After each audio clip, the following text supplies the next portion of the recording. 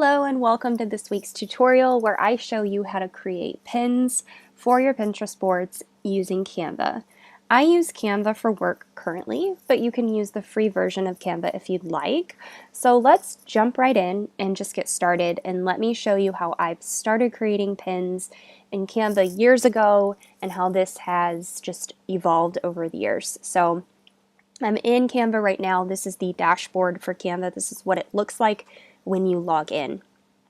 Now you can design literally anything like they said here and download it and publish it wherever you want. I have made PDFs, I've made obviously blog images, Pinterest images, business cards. I've made all sorts of things in here, and you can kind of see here what I've done. Now I use this for various websites, so I have a whole bunch of stuff in Canva. I do have some templates saved for my blog for the heatherferris.com website, and I just copy those and use them over and over again. And I've created just various templates with my branding colors there, and that's just really easy just to pop in new words and create new pins. Now I do use the Canva template size, which is right here. It's 735 by 1102. Obviously you can do some custom dimensions. Some of the most common dimensions for Pinterest, as long as you're going for that 2:3 ratio, is 600 by 900, 1000 by 1500, 800 by 1200. Those are some of the most common ones that I see. You don't want to get too long because you will get cut off in the feed, and you don't want your pins to be cut off in the feed. You want your browser to be looking for that item and find and see it and see the whole pin. So with all of the options that you can do with Canva, with creating templates, creating graphics for your websites, let's just go ahead and dive in so you can see what it looks like when you do create a pin from their stock template size, which is 735 by 1102. So when you click in here, they're always adding new templates to their lineup, which is actually pretty awesome, and they've gotten way better over the years. So most all of my templates have actually come from these. I just tweak them to my liking. You know, they've already done most of the work for you, so you can just choose one and then put your images in, change the color and the font to be yours, and then you're good to go, right? So it's so simple and easy and fun. You can do so many things with Canva. You can actually upload all of your branding with Canva as well, but if you were to pay for Canva for work, you can upload your brand colors, and you can see all of the brand colors for the team that I'm on, all of our fonts, logos. I do have to change my font since this isn't my team. Like, this is a team account. I change my font and that's fine. It doesn't bother me. So let's pop back over to our Pinterest graphic and look through these templates really quick and just find one that we can tweak. This looks like a fun one. And if you have just like a narrow image like this, so you can always just take that image off and pop a new image in there. Now, when you are uploading things to Canva, you can create these folders, and I don't believe you have to have Canva for work to organize with folders. I think that's just a free option. Definitely organize your images into folders. You can tell I've been working in this program for 3 years. I have a ton of uploads, and I don't like things getting super messy, so I've been trying to keep things streamlined, and I try to keep things in folders. So let's just say I'm going to use one of the images I've paid for, and I'm going to pop that in there, and you can double click the image and kind of move it around a little bit, and then you can change this color. Let's say our color is this yellow, and then obviously the font, you don't have to go with the font that's designated. You can choose a font. In Canva 2.0 you can search fonts, which was amazing. It was an amazing update. I really liked that update. So let's just say we wanted it to be Merriweather. You can see now it changed to Merriweather. One of the fun things with Canva is if you create something in Canva, and let's just change this color to pink, and then change this.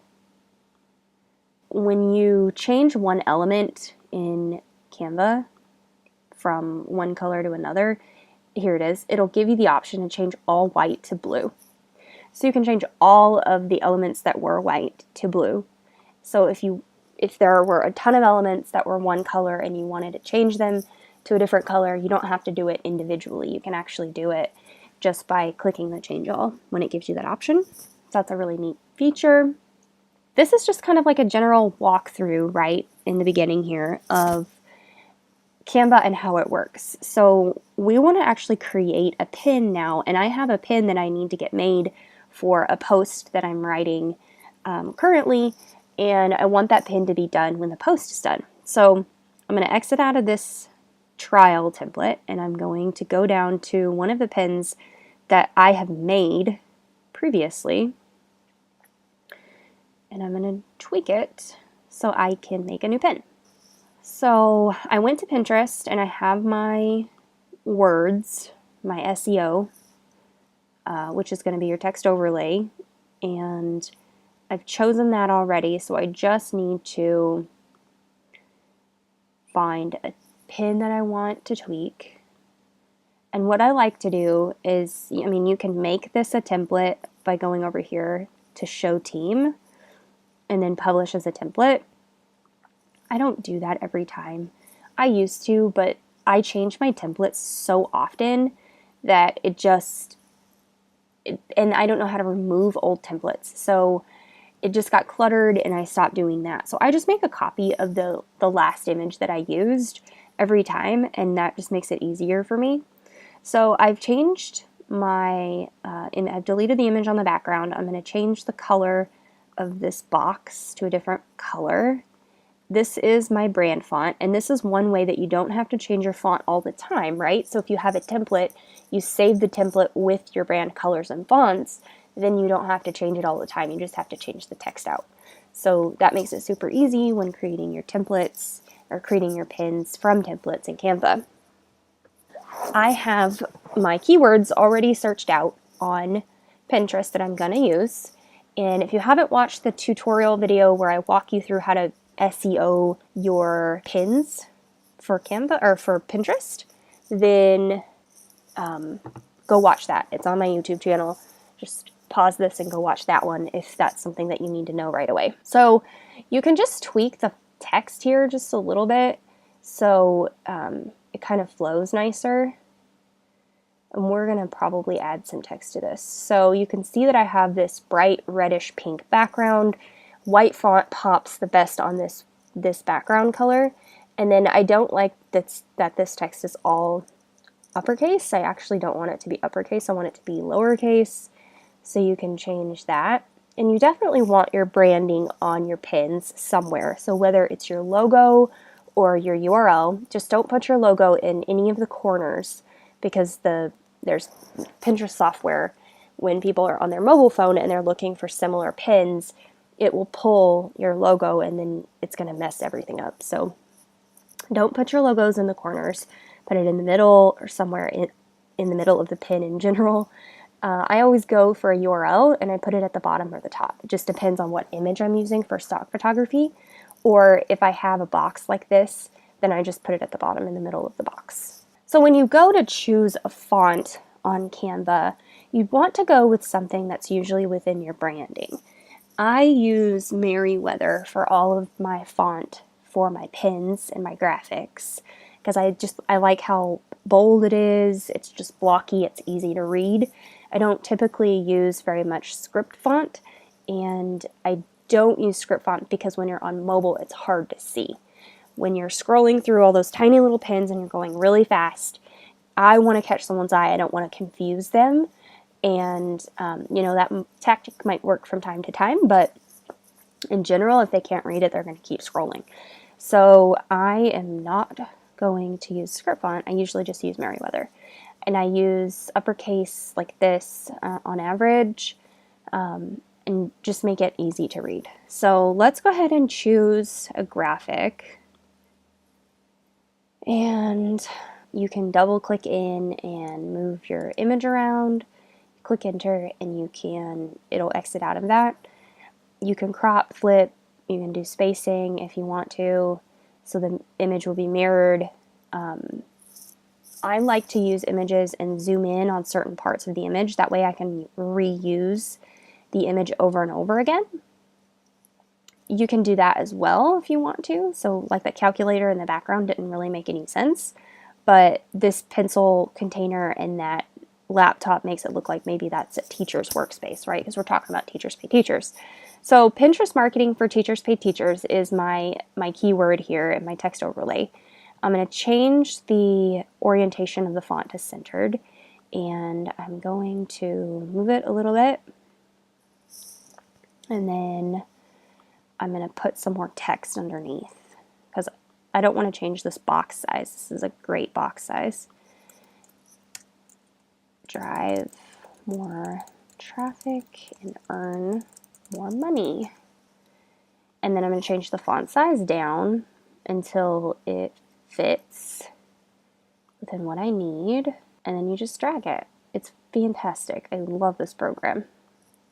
So this is a lot of text here, and I'm not a huge fan of all the text, so I might move my URL. I'll change the color of that so it still pops. So maybe I change the color to that red color. And then I can move this text down a little bit. You can always put like a little line in there if you want to. And see, that just doesn't look centered to me, so I'm going to move it over a little bit. And then if you go to elements, you can search for various elements. So I'm going to just search line, and I'm going to choose this little line right here. And I'm going to change the color to that teal, and that just kind of breaks up the text a little bit. This definitely isn't my favorite pin, but I want the box to stay the same, so I need a little bit more text. So that's it. I have my URL on there. I'm not crazy about it being there. Maybe I make it smaller. And this is all, you can play with all of this stuff, guys. Everything. It's just so customizable. You don't have to have Canva for Work to make this work. Literally the way that I create my templates, you could do with the free version, and I even have Canva for Work, and I don't save them as a template. Saving as a template is one of the Canva for Work features. What I love about Canva for Work is the ability to save quickly my brand colors and fonts. And that's the thing that I use the most often. So that's it. This is how you create a really quick pin image in Canva. Obviously, you want to name it whatever it needs to be named, and download it. Teachers pay teachers marketing on Pinterest. I'm probably going to end up changing the name of that later, but that's okay. So you can enter your name here. You can download it here as a PNG, JPEG. If you were creating a PDF, you can download it as PDF, and you can even create GIFs in Canva now. So if you wanted to create a graphic and have a transparent background, you have that ability as long as you pay for Canva for Work. Otherwise, you don't have that ability. And that is it. This is the quick and dirty run through of how to create Pinterest images using Canva with brand colors, brand fonts, creating your templates, making copies, downloading, all of that fun stuff. And that's it. So leave us a comment below if you have any questions. Otherwise, we will see you in another tutorial.